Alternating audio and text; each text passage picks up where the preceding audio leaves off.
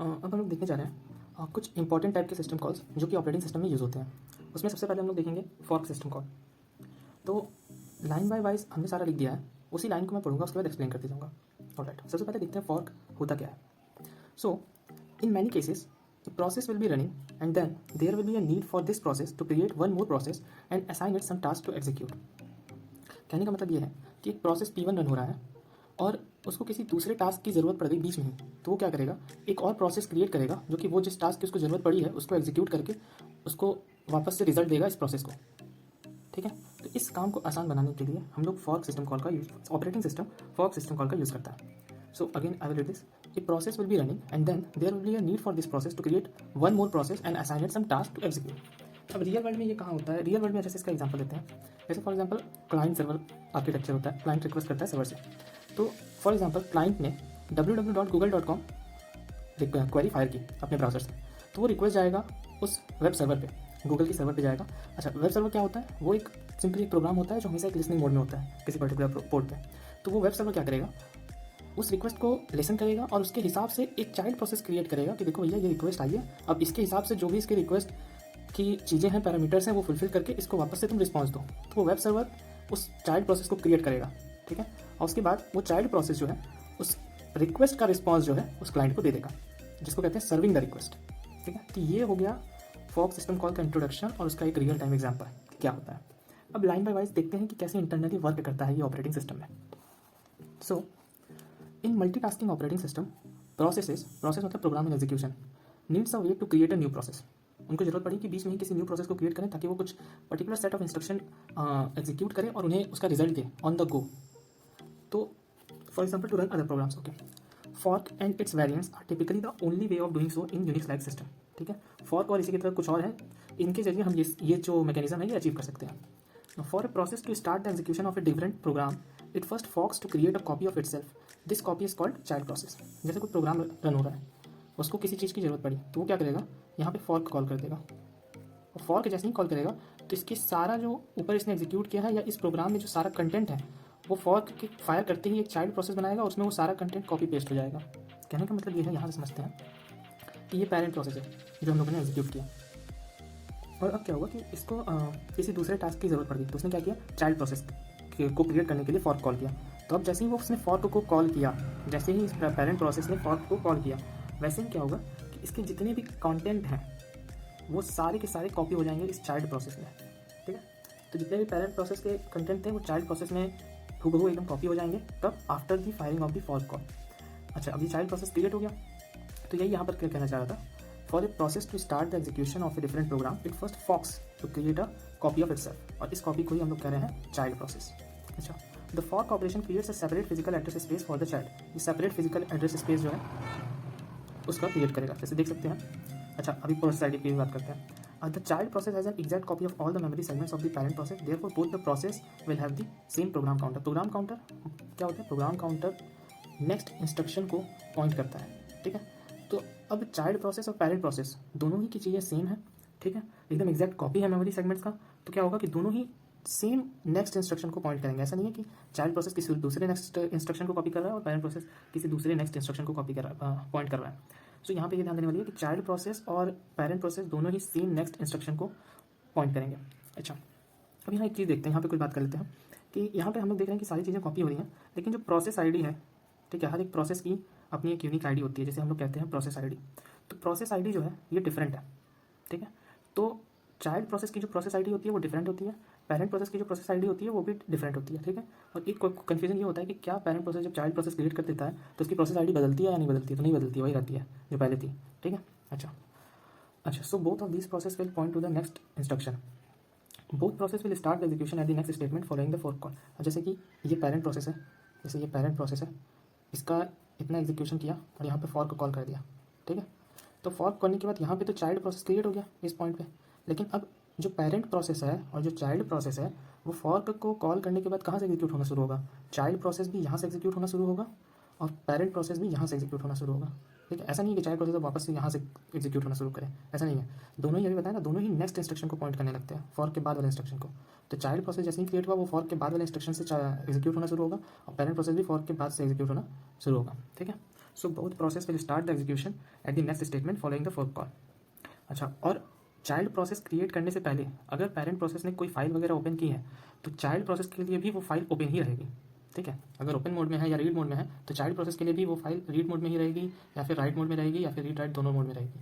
जैसा पेरेंट का है वैसा ही चाइल्ड का भी होगा। ठीक है। अच्छा, अब तो हम लोग देखेंगे कि चाइल्ड प्रोसेस जो है वो एकदम पेरेंट प्रोसेस के हूबहू सेम है, बट लेकिन कुछ डिफरेंस होता है। क्या क्या डिफरेंस होता है? The process ID of the child process is a unique process ID which is different from the IDs of all other existing processes. जितने भी प्रोसेस एग्जिस्ट कर रहे हैं, चाहे वो प्रोसेस हो, चाइल्ड प्रोसेस हो या पेरेंट प्रोसेस हो, उन सबकी ही जो प्रोसेस आईडी होती है वो यूनिक होती है। ठीक है।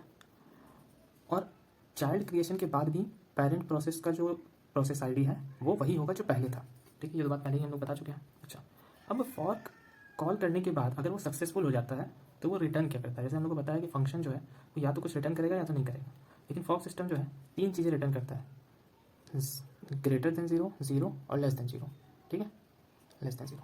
अब इन तीनों केस में क्या क्या होता है ये देखते हैं। अगर वो 0 रिटर्न किया, ठीक है, वो 0 रिटर्न करता है चाइल्ड प्रोसेस को, ठीक, और ग्रेटर देन 0 रिटर्न करता है, हाँ, और ग्रेटर देन 0 रिटर्न करता है पेरेंट प्रोसेस को अगर सक्सेसफुल हो गया तो। ठीक है, सक्सेसफुल, अच्छा, सक्सेसफुल होने पे 0 चाइल्ड प्रोसेस को रिटर्न करेगा और एक ग्रेटर देन 0 पेरेंट प्रोसेस को रिटर्न करेगा। लेकिन जो इंटीजर वैल्यू ये रिटर्न कर रहा है, जो इंटीजर वैल्यू जो 0 के बराबर हो रही है कभी या 0 से ज़्यादा हो रही है कभी, जो रिटर्न कर रहा है वो क्या होता है? चाइल्ड प्रोसेस आईडी होती है। ठीक है, इसको एक एग्जांपल से समझते हैं। जैसे कि ये एक प्रोग्राम है, ये एक प्रोग्राम है सिंपल सी का। इसमें क्या हुआ, एक वेरिएबल पी डिफाइन किए, अब फॉर्क कॉल कर दिए और फॉर्क कॉल करने के बाद उसका जो भी रिटर्न वैल्यू आ रहा है वो पी में स्टोर कर रहे हैं। ठीक है, ये कोई प्रोसेस पेरेंट प्रोसेस है, पेरेंट प्रोसेस फॉर्क को कॉल कर रहा है। ठीक है, अब जैसे ही ये सेकंड लाइन एग्जीक्यूट होगी तो क्या होगा कि यहाँ देखते हैं कि जो पेरेंट प्रोसेस है इसमें P is equal to fork call किया, कॉल करते ही एक चाइल्ड क्रिएट होगा। ठीक है, चाइल्ड में ये कॉपी हो जाएगा P is equal to fork. ठीक है, अच्छा, अब यहीं पे हम बात कर रहे हैं कि अब ये दोनों यहाँ पर हैं। अब इसके बाद से इंस्ट्रक्शन जो है ये वाला, इसके बाद से दोनों ही अब किसको पॉइंट कर रहे हैं? पेरेंट प्रोसेस चाइल्ड प्रोसेस, इसके बाद वाले इंस्ट्रक्शन को पॉइंट कर रहे हैं। तो यहाँ से इंस्ट्रक्शन एग्जीक्यूट होना शुरू होगा, चाइल्ड प्रोसेस का भी और पेरेंट प्रोसेस का भी। ठीक है, अब क्वेश्चन ये होता है कि पहले कौन एग्जीक्यूट करना शुरू करेगा, पेरेंट की चाइल्ड? तो ये ओएस पे डिपेंड होता है, इसमें हम लोग कुछ नहीं कर सकते।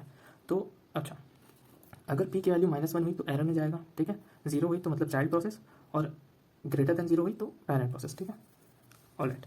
तो यहाँ पे देखते हैं जैसे ही ये फॉर्क कॉल किया तो फॉर्क कॉल करने के बाद चाइल्ड प्रोसेस बना। ठीक है, चाइल्ड प्रोसेस की एक प्रोसेस आईडी होगी। ठीक, अब इनके मेमोरी को देखते हैं, इनके मेमोरी में क्या हो रहा है।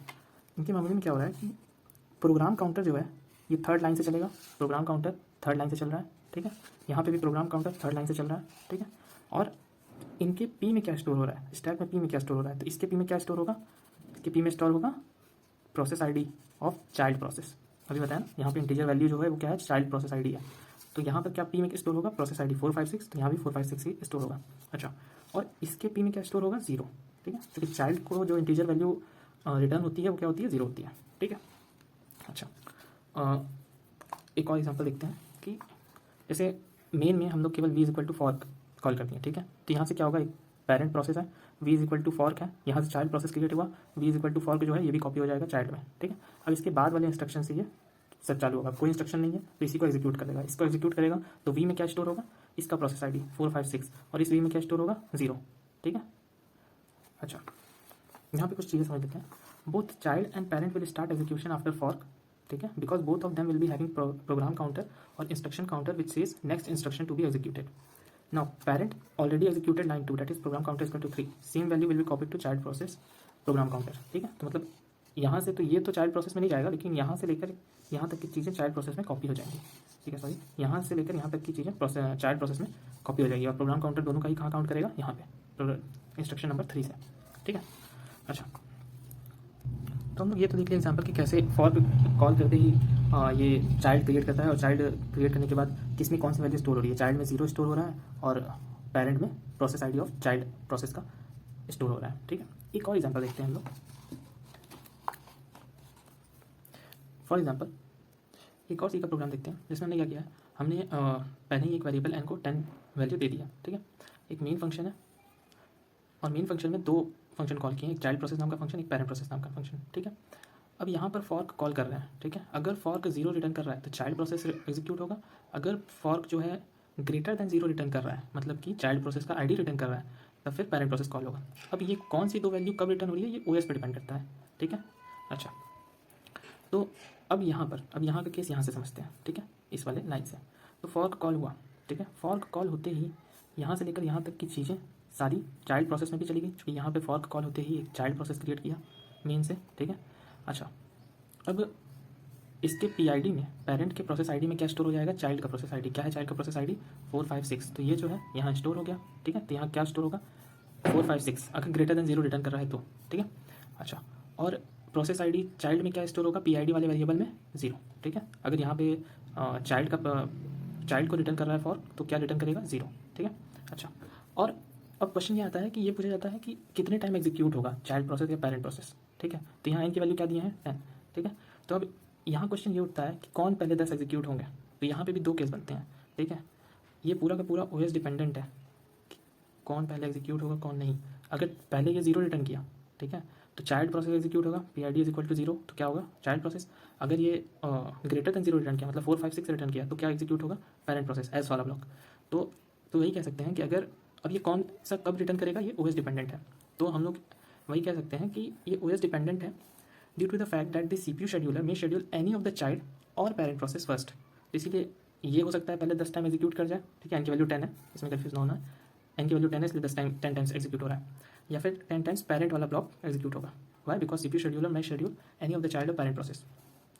या फिर एक और इसमें कंसिडर कर सकते हैं, considering the fact that preemptive scheduling में be use the printf statement in both the child and parent process में get mixed up in the output, ठीक है। तो कभी ऐसे प्रिंट होगा। अच्छा, इसके आउटपुट देख लेते हैं, समझ में आएगा। तो पहले हो सकता है child done, child done, child done, ऐसे करके 10 बार प्रिंट हो जाए, फिर parent done, parent done, parent done, ऐसे करके एग्जीक्यूट हो। या फिर चाइल्ड डन, फिर पेरेंट डन, चाइल्ड डन, ऐसे एग्जीक्यूट हो, ठीक है। तो इसकी बात ये कर रहा है और इसकी बात ये कर रहा है, ठीक है। ये कह रहा है कि मिक्सड इन दी आउटपुट, मतलब चाइल्ड डन, पेरेंट डन, पहले ये एग्जीक्यूट होगा, फिर ये एग्जीक्यूट होगा, फिर ये एग्जीक्यूट होगा, फिर ये एग्जीक्यूट होगा, या फिर ये एग्जीक्यूट होने लगेगा फिर, ठीक है। तो मेन कॉन्सेप्ट बस समझने वाला ये है कि इस प्रोसेस आईडी में क्या स्टोर होगा, ठीक है। और कॉन्सेप्ट को थोड़ा और अच्छे से समझते हैं, जिस तरीके के क्वेश्चन आते हैं उनको कैसे लगाना है, ठीक है। जैसे कि सबसे पहले नहीं, इसको नहीं देखते हैं, सबसे पहले इसको देखते हैं। मेन है, मेन के अंदर एक फॉर्क कॉल हुआ है और फॉर्क के बाद क्या लिखा हुआ है, प्रिंट ऑफ येस, ठीक है। अब हमें बताना ये है कि आउटपुट में येस कितनी बार प्रिंट होगा, ठीक है। तो देखते हैं, यहाँ से एग्जीक्यूट होगा, ठीक है, नीचे आएगा, एग्जीक्यूट किया, यहाँ पर आएगा। यहाँ पर क्या होगा कि यहाँ पर पेरेंट प्रोसेस जो है वो चाइल्ड प्रोसेस क्रिएट करेगा, चाइल्ड में ये भी चला जाएगा, ठीक है। यहाँ से लेकर यहाँ तक चाइल्ड में कॉपी हो जाएगा, ठीक है। अच्छा, और चाइल्ड के क्रिएट होने के बाद पेरेंट प्रोसेस भी यहाँ इस वाले इंस्ट्रक्शन पे पॉइंट कर रहा है और चाइल्ड प्रोसेस भी इस वाले इंस्ट्रक्शन पे पॉइंट कर रहा है, ठीक है। तो पहली बार में यस किसके लिए प्रिंट होगा, चाइल्ड या पेरेंट प्रोसेस के लिए। दूसरी बार में भी यस प्रिंट होगा चाइल्ड या पेरेंट प्रोसेस के लिए, ठीक है। इसको और डिटेल में अगर समझना तो ऐसे समझ सकते हैं कि फॉर्क था तो यहाँ पर इसका तो रहेगा, साथ ही साथ इस चाइल्ड प्रोसेस क्रिएट हुआ तो चाइल्ड में क्या लिख कर आ गया, चाइल्ड के उसमें भी लिख कर आएगा फॉर्क प्रिंट एफ यस और रिटर्न 0, ठीक है। तो फॉर्क जो है, अब चाइल्ड के फॉर्क में कॉल हुआ, ठीक है। उसके बाद ये किसको पॉइंट कर रहा है, चाइल्ड प्रोसेस फॉर्क के कॉल होने के बाद किसको कॉल, किस इंस्ट्रक्शन को पॉइंट करेगा, उसके बाद वाले इंस्ट्रक्शन को। उसके बाद वाला इंस्ट्रक्शन क्या है, यस, चाइल्ड में भी यस है और पेरेंट में भी प्रिंट एफ यस है। तो हो सकता है ये पहले प्रिंट हो जाए, या हो सकता है ये पहले प्रिंट हो जाए, हो सकता है ये पहले प्रिंट हो जाए, या हो सकता है ये पहले प्रिंट हो जाए। लेकिन यस कितनी बार प्रिंट होगा, 2 बार, ठीक है। अच्छा, अब इसको थोड़ा सा बढ़ाते हैं, स्केल अप कर देते हैं इसे। 3 बार फॉर्क कॉल हुआ है, ठीक है, 3 बार फॉर्क कॉल हुआ है। अब कैसे होगा, ठीक है। अब जो है ये कैसे होगा, इसको मान लेते हैं लाइन 1, लाइन 2 और लाइन 3, ठीक है। इसको ऐसे समझते हैं ट्री के फॉर्म में। लाइन 1 पे पहुंचा पॉइंटर, अब लाइन 1 पे पहुंचने के बाद ये क्या करेगा, एक चाइल्ड प्रोसेस बनाएगा, ठीक है, चाइल्ड प्रोसेस बनाएगा, ठीक है। चाइल्ड प्रोसेस जो बनाएगा लाइन 1, तो लाइन 1 जो चाइल्ड प्रोसेस बनाएगा, इसको ऐसे समझते हैं, ऐसे नहीं, इसको ऐसे समझते हैं कि लाइन 1 पर क्या हुआ कि लाइन 1 पर इसने एक चाइल्ड प्रोसेस बनाया, उसके अंदर क्या हो गया होगा, फॉर्क लाइन 2 और लाइन 3 का ही हो गया, ठीक है। उसके बाद वापस इसने कॉल किया होगा, ठीक है। तो इसके अंदर क्या गया होगा, एक फॉर्क गया होगा, फिर इस फॉर्क से एक और चाइल्ड प्रोसेस क्रिएट हुआ होगा, ठीक है। अच्छा, अब यहाँ से अभी तो इसका चाइल्ड प्रोसेस क्रिएट किया गया था, अभी ये जो चाइल्ड प्रोसेस है इसके सेकंड इंस्ट्रक्शन में यहाँ चला जाएगा, तो यहाँ से वापस से एक चाइल्ड प्रोसेस क्रिएट हो जाएगा, ठीक है, फॉर्क पे। अच्छा, अब लाइन 2 की बारी है। लाइन 2 पर फिर आया होगा, लाइन 2 पे एक क्रिएट किया होगा, उसमें एक फॉर्क आया होगा और उसके अंदर वापस एक फॉर्क आया होगा, ठीक है। अच्छा, टोटल कितने प्रोसेस हो गए? 1 2 3 4 5 6, ठीक। अच्छा, और अब अभी पेरेंट प्रोसेस कहाँ कहाँ आ रहा है? ये पेरेंट प्रोसेस लाइन 1 पर किया, पेरेंट प्रोसेस लाइन 2 पर गया, अब पेरेंट प्रोसेस लाइन 3 पर जाएगा, ठीक है। लाइन 3 पर जाएगा, एक फॉर को कॉल करेगा तो एक और चाइल्ड प्रोसेस क्रिएट हो जाएगा। तो कितना हो गया? 1 2 3 4 5 6 7, और फिर एंड में ये जो फॉर को कॉल हो रहा है एक पेरेंट प्रोसेस खुद, ठीक है। यस पर फिर पेरेंट प्रोसेस भी तो आएगा। तो अब यहाँ पे हम लोग को बताना है कि यस कितनी बार प्रिंट होगा। तो जितने प्रोसेस उतने बार यस प्रिंट होगा। तो 1 2 3 4 5 6 7 और एक पेरेंट प्रोसेस खुद 8, तो यस कितनी बार प्रिंट होगा? 8। अब ये जो है ये काफ़ी ट्रिकी सा है, इसमें गलतियाँ हो सकती हैं। तो इसके लिए एक फॉर्मूला बना है। फॉर्मूला क्या है कि total number of processes is equal to 2 के पावर n, ठीक है। टोटल नंबर ऑफ प्रोसेसेस एक प्रोग्राम में कितने होंगे? 2 के पावर n। अच्छा, यहाँ n क्या है? n कितने बार फॉर्क कॉल हुआ है, number of times fork has been called, ठीक है। तो यहाँ फॉर्क कितने बार कॉल हुआ है? 1 2 3, तो 2 के पावर 3 कितना हुआ? 8, और हमारा क्या आया था कैलकुलेट करने पर? 8, ठीक है। अब तो ये छोटे छोटे क्वेश्चन हो गए, अब आते हैं बड़े क्वेश्चन पे। बड़े क्या, थोड़ा सा ट्रिकी है। इंट मैन इफ़ फॉर्क और फॉर्क, तो फिर फॉर्क ही चलेगा और प्रिंट करना है 1। तो हमें बताना है कि 1 कितनी बार प्रिंट होगा। शायद 1 मिनट, वीडियो काफ़ी बड़ा हो गया। नेक्स्ट वीडियो में हम लोग डिफरेंट फॉर्क के जो क्वेश्चन है वो देखेंगे, डिफरेंट टाइप्स ऑफ फॉर्क के क्वेश्चन, ठीक है। Thank you.